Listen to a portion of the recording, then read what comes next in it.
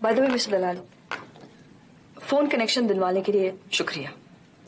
मुझे उम्मीद नहीं थी कि इतनी जल्दी एक फोन कनेक्शन मिल जाएगी। Thank you. शुक्रिया तो आपको मिस्टर ऋषभ को करना चाहिए। कैसे? देखिए मैडम, उनके पास 2 पर्सनल फोन्स थे जिसमें से एक उन्होंने आपको दिया है।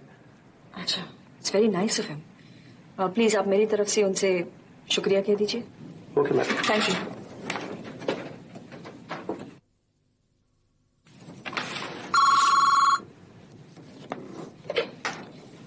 हेलो, ऋषभ को फोन देना।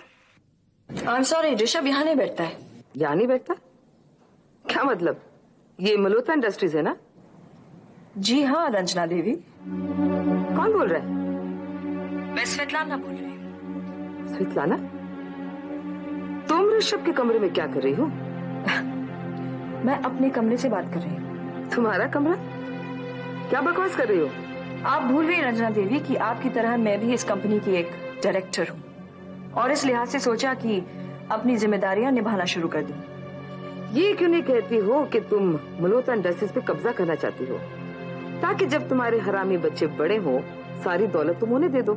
लगता है आप इस वक्त बहुत नाराज हैं, और अगर मैं सामने होती तो आप मुझे मार भी डालती। तुम जैसे 2 टके की औरत का खून करके मैं अपने हाथ में खराब करने वाली। लेकिन आप ये भूल रही हैं कि इस 2 टके की औरत की मेहरबानी के कारण ही आपका बेटा आज चेयरमैन बना है, वरना वो अपने प्यारे चाचे के हर इशारे पर इस वक्त नाचते रहता, और आप अपनी देवरानी के सामने सर झुकाए बैठी रहती। तुमने ऋषभ को चेयरमैन बना के कोई मेहरबानी नहीं की है। तुमने इसलिए किया है कि तुम सिल्वर एस्टेट पे अपना कब्जा बनाए रखो, और अब तुम ऑफिस इसलिए जा रही हो कि मल्होत्रा इंडस्ट्रीज तुम्हारी हो जाए, और साथ ही साथ तुम ऋषभ को भी फांस दो। ऋषभ को जाल में फांसने का एक घटिया ख्याल सिर्फ आपके दिमाग में आ सकता है। वो मेरे बेटे समान है रंजना देवी। बेटे समान? खबरदार जो से बेटा कहा। अब तुम ये बताना चाहती हो कि तुम केशव मल्होत्रा की बीवी हो। लेकिन वो तो मैं थी ही। भले ही केशव ने आपके गले में मंगलसूत्र डाला था, लेकिन उसकी पत्नी मैं थी, और आप भी ये बात अच्छी तरह जानती हैं। इसलिए तो ये नफरत है आपके दिल में। देखो स्वेतलाना, तुमने केशव को मुझसे छीना, मैंने कुछ नहीं कहा। सुहागन होकर भी विधवा की जिंदगी गुजारी, फिर भी चुप रही। लेकिन अब अगर तुमने मल्होत्रा इंडस्ट्रीज को अपने कब्जे में करने की कोशिश की तो मैं तुम्हें कभी नहीं छोड़ूंगी। तुम अभी तक मुझे जानती नहीं हो। रंजना देवी, लगता है बहुत शराब पी ली है आपने। बेहतर होगा कि आप फोन रख दें। To hell with you Svetlana.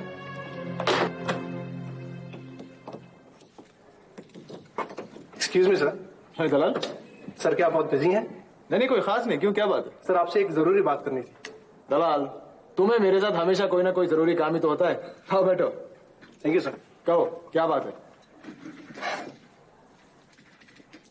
Sir जैसा कि आप जानते हैं, अमेरिका में से बहुत सारे एनआरआईज हैं जो भारत में नई इकोनॉमिक पॉलिसी के कारण बिजनेस सेटअप करना चाहते हैं। जानता हूं मैं। इनमें से 2 ग्रुप बहुत बड़े हैं। उसमें से एक है केडी ग्रुप। ये नाम तो आपने सुना ही होगा। हाँ भाई, केडी ग्रुप का नाम किसने नहीं सुना? वाकई बहुत बड़ा ग्रुप है। सर यही ग्रुप भारत में बहुत बड़े स्तर पर बिजनेस सेटअप करना चाहता है। रियली? और सर स्टॉक एक्सचेंजेस में भी इसकी काफी चर्चा है। तो sir according to my information, ये ग्रुप यहाँ पर ज्वाइंट वेंचर करना चाहता है यहाँ के ग्रुप्स के साथ। इन लोगों ने कुछ ग्रुप्स का शॉर्टलिस्ट भी किया है। इस लिस्ट में सर हमारा नाम सबसे ऊपर है। रियली? Yes sir. मैं तो यहाँ तक कहूंगा उन लोगों ने प्रैक्टिकली हमारे साथ काम करने का फैसला कर लिया है। That's great news Dalal.